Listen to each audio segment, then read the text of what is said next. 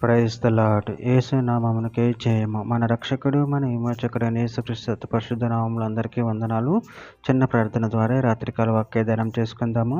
పరిశుద్ధుడ మహాగణుడైన దేవ యేసయ్య సర్వాధికారి నాయన మీకే వేలాది వందనములు కృతజ్ఞత స్తుతి స్తోత్రం చెల్లించుకుంటాను దేవ రాత్రికాల సమయంలో ప్రభు వాక్య భాగం ధ్యానిస్తుండగా వాక్య భాగం అర్థమనులు సహాయం చేసి మీ కృపలో బలపరచమని చిన్న ప్రార్థన యేసుక్రీస్తు అతి పరిశుద్ధ నామములో అడిగి వేడుకుంటున్నాను తండ్రి. Amen amen.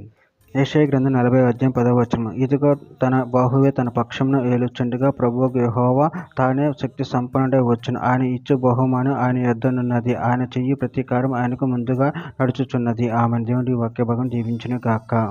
ప్రభునందు ప్రియులారా, ఇక్కడ వాక్య భాగంలో గమనించినట్లయితే ఇదిగో తన బాహువే తన పక్షమును ఏలుచుండగా ప్రభువు యెహోవా తానే శక్తి సంపన్నుడై వచ్చును. ఆయన ఇచ్చు బహుమానము ఆయన యొద్దనున్నది. ఆయన చెయ్యి ప్రతీకారం ఆయనకు ముందుగా నడుచుచున్నది.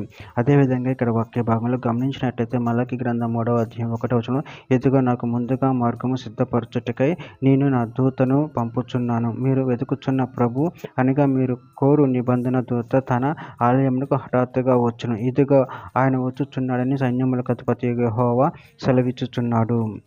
యెషయా గ్రంథం 49వ అధ్యాయం 25వ వచనము. యెహోవా ఇలాగ సెలవిచ్చుచున్నాడు, బలాఢ్యులు చెరపట్టబడిన వారు సహితము విడిపింపబడుదురు. భీకరులు చెరపట్టబడిన వారు విడిపింపబడుదురు. నీతో యుద్ధం చేయువారితో నేను యుద్ధము చేసేదను, నీ పిల్లలను నేనే రక్షించేదను. కీర్తనల గ్రంథం 66వ అధ్యాయం 3వ వచనం. ఇలాగ దేవునికి స్తోత్రం చెల్లించుడి. నీ కార్యములు ఎంతో భీకరమైనవి. నీ బలాతిశయమును బట్టి నీ శత్రువులు లొంగి నీ ఎద్దుకు వచ్చేదురు.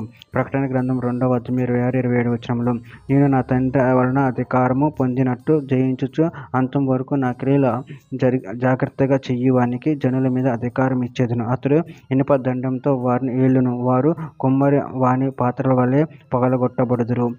యెషయా గ్రంథం 62వ అధ్యాయం 11వ వచనం. ఆలకించుడి, భూదిగంతముల వరకు యెహోవా సమాచారము ప్రకటింపజేసి ఉన్నాడు. ఇదిగో రక్షణ నీ యొద్దకు వచ్చుచున్నది. ఇదిగో ఆయన ఇచ్చు బహుమానము ఆయన యొద్దనే ఉన్నది. ఆయన ఇచ్చు జీతము ఆయన తీసుకొని వచ్చుచున్నాడని సీయోను కుమార్తెకు తెలియచేయుడి. చివరిగా ఒక మాట. కీర్తన గ్రంథం 95వ అధ్యాయము 7వ వచనం. రండి, నమస్కారం చేసి సాగిలపడదుము, మనను సృజించిన యెహోవా సన్నిధిని మోకరించుదము. నేడు మీరు ఆయన మాట అంగీకరించిన యెడల ఎంత మేలు. ఆమె. దేవుడి వాక్య భాగం దీవించిన కాక. చిన్న ప్రార్థన చేసుకుందాము.